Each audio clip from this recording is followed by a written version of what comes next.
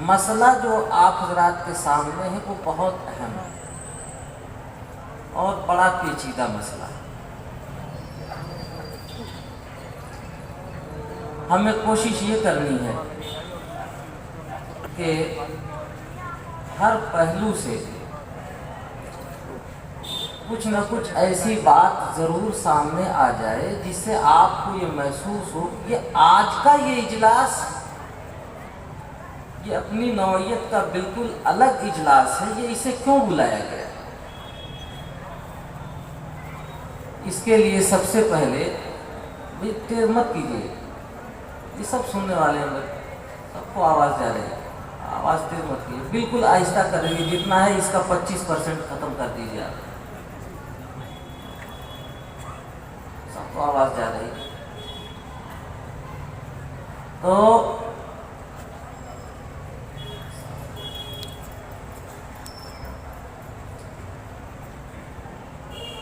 آپ کے ذہن میں بہرحال یہ بات گونج رہی ہوگی کہ عام جلسوں سے ہٹ کر یہ جلسہ ہو رہا ہے۔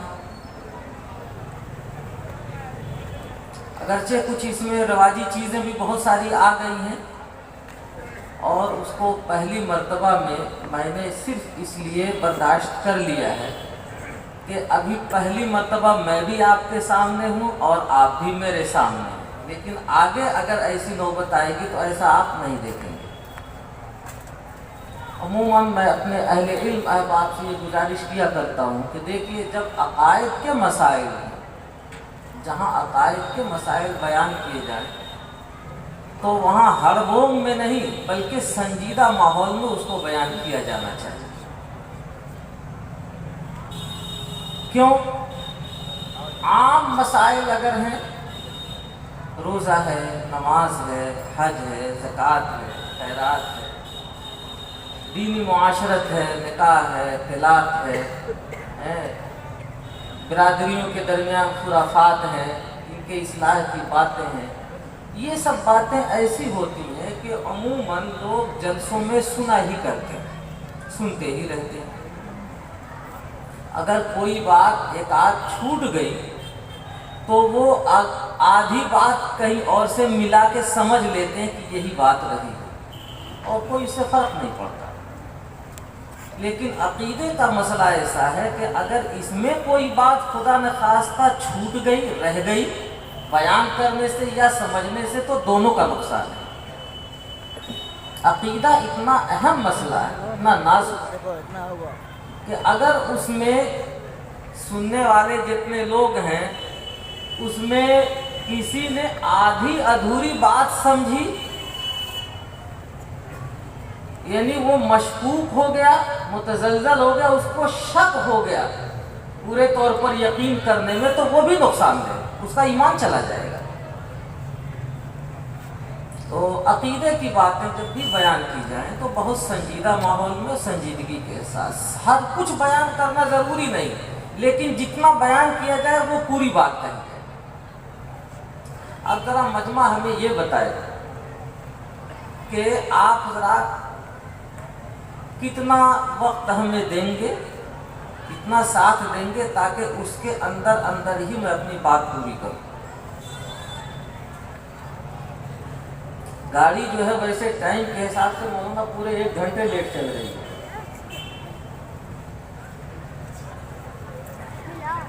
میں نے تو یہاں جو پروگرام کے آپ کے سب سے پہلے محرک ہیں، داعی ہیں، مولانا منظور الحسن قاسمی صاحب، ان سے گزارش کی تھی کہ اجلاس عام نہ رکھیے گا بلکہ اپنے علماء کی احباب کی مجلس رکھیے گا۔ تو اس میں یہ ہوتا ہے کہ جو دل کی بات کہنی ہوتی ہے وہ دھڑلے سے کہی جاتی ہے اور علمی انداز میں کہہ لی جاتی ہے، لمبی بات کم وقت میں پوری ہو جاتی ہے۔ اب مجمع سامنے ہے، ہم ان کی رعایت کریں گے، آپ حضرات کی نہیں، بلکہ آپ حضرات سے گزارش کریں گے کہ آپ حضرات ہماری رعایت کریں گے۔ اس لیے کوئی ایسی علمی بات اس میں نہیں ہو سکے گی، اس کے لیے پھر کوئی تربیتی کیمپ لگے گا، اس میں نے اور بھی اپنے ذمہ داران سے گزارش کی ہے، تو اس موقع سے ہم عرض کریں گے اس وقت تو مجمع کو ہمیں سنبھالنا ہے اور کچھ ایسی باتیں سنانی ہیں، ان کو بتانا ہے کہ بھئی کیا مصیبت آئی ہے جس کی وجہ سے آپ حضرات یہاں بیٹھے ہوئے ہیں، کیا پریشانی ہے، کوئی نہ کوئی بات تو ہوگی نا۔ تو اس کا ٹائم طے کریں گے آپ لوگ؟ اچھا چلیے، ٹائم اگر نہیں طے کرتے ہیں تو یہ طے کیجئے کہ جب تک بات پوری نہ ہو تو جب تک کوئی اٹھے نہ اس میں سے، یہ طے کریں گے آپ؟ اور یہ باہر جو لوگ کھڑے ہیں جو طے کیے ہوئے ہیں کہ ہمیں آدھی ادھوری سن کے بھاگ جانا ہے، تو ہم ان سے کہیں گے پہلے ہی چلے جائیں۔ اور اگر انہیں اتنا کھڑا ہونے کا شوق ہے تو وہ الیکشن میں کھڑے ہو جائیں، یہاں کیوں کھڑے ہیں؟ یہ کھڑا ہونے کی جگہ تو نہیں نا، وقت ہے۔ یعنی یہ تو علماء اور اہل علم کے درمیان میں بڑی عجیب بدذوقی سی بات لگ رہی ہے کہ آپ کھڑے ہیں، اور اگر آپ کے سر میں درد ہے کہ نہیں کھڑے ہی رہنا ہے ہم کو، تو بھائی اس کا علاج کہیں اور جا کے کرائیے، میرے سامنے تو نہ کھڑے رہیے، کم سے کم بیٹھ جائیے جہاں کہیں بھی ہے۔ کافی جگہ ادھر بھی کافی جگہ ہے، آپ لوگ کنارے اس لیے ہیں کہ چپکے سے موقع ملے گا کھسک جائیں گے، لیکن یاد رکھیے جو باتیں ہونی ہیں وہ ہماری اپنی ذات کے تعلق سے نہیں، آپ ہی کے تعلق سے کچھ بات ہونی ہے، اس لیے آپ بیٹھ جائیں، سکون کے انداز میں بیٹھ جائیں۔ اور میں کوشش کروں گا انشاءاللہ کہ 1-1.25 گھنٹے کے اندر اندر اپنی بات ختم کروں۔ ٹائم کیا ہو گیا؟ 9:15 ہو گئے، یہ تو 1.25 گھنٹے گاڑی لیٹ ہو گئی۔ چلیے کچھ آپ دعا کریں گے، کچھ ہم کوشش کریں گے، تو انشاءاللہ کم وقت میں کام کی بات ہو جائے گی۔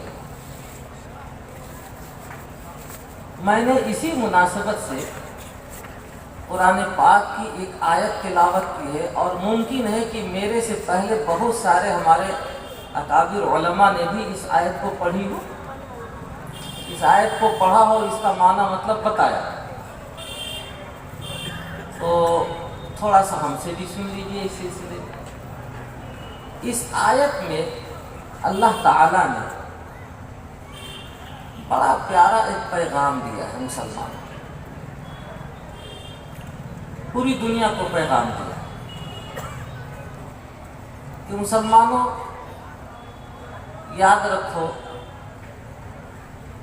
اللہ تعالیٰ کا تمہارے اوپر ایک بڑا احسان ہے،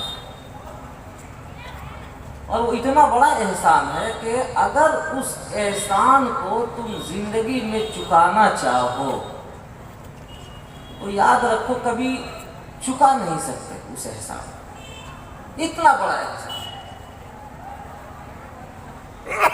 بات کو سمجھانا تھا، سمجھانے کے انداز مختلف ہوتے ہیں، لب و لہجہ مختلف ہوتا ہے، کوئی بات بہت سیدھے سمپل میں بھی کہہ دی جاتی ہے، کوئی بات بہت گہرائی کے انداز میں بھی کہی جاتی ہے، کچھ باتیں ایسی ہوتی ہیں کہی جاتی ہے کہ کہنے سے زیادہ سننے والے کو ضرورت ہوتی ہے کہ وہ کوشش کرے کہ کیا کہہ دیا گیا، کون سی بات کہہ دی گئی، سننے والا زیادہ اس پر دھیان دینا تو دھیان دیتا ہے۔ اسی میں سے ایک بات ہے، اللہ تعالیٰ نے بتایا مسلمانوں یہ بتاؤ تمہارا رشتہ تمہارے نبی سے کیا ہے، تمہارا رشتہ تمہارے نبی سے کیا ہے، اس سوال کا جواب دیا جاتا ہے۔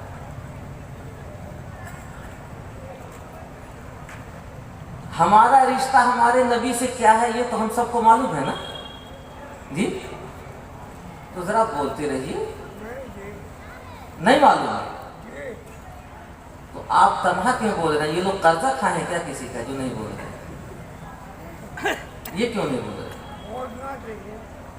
آپ بھی بولیے کہ ہمارا اور آپ کا جو رشتہ ہمارے نبی پاک صلی اللہ علیہ وسلم سے ہے وہ ہم سب لوگ جانتے ہیں، البتہ جب کہنے کی باری آئے گی تو انداز الگ الگ ہوگا، زبان الگ الگ ہوگی، لب و لہجہ الگ الگ ہوگا، لیکن کوئی اس میں ایسا نہیں ہے جو نہ بتائے، سب بتائیں گے۔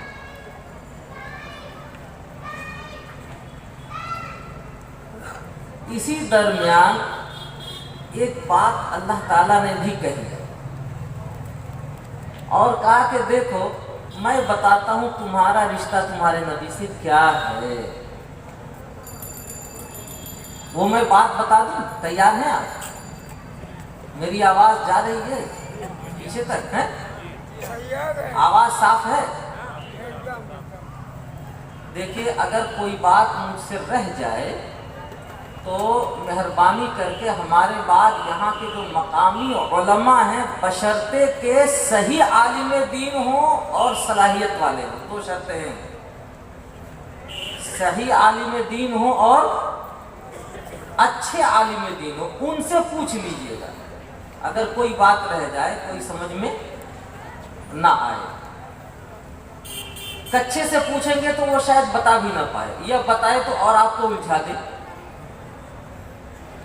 اس لیے یہ دو شرطیں لگائی ہیں ہم نے۔ اولاً تو عالم دین ہوتا ہے تو وہ صحیح ہی ہوتا ہے، لیکن اس میں اگر اچھا عالم دین ہوگا تو اور اچھے انداز میں آپ کو سمجھا دے گا، اس لیے کوئی بھی بات رہ جائے تو آپ ان سے سمجھنے کی کوشش کیجیے گا۔ اللہ تعالیٰ نے جب اس سوال کا جواب دینا چاہا تو جواب دینے کا انداز بھی بڑا پیارا،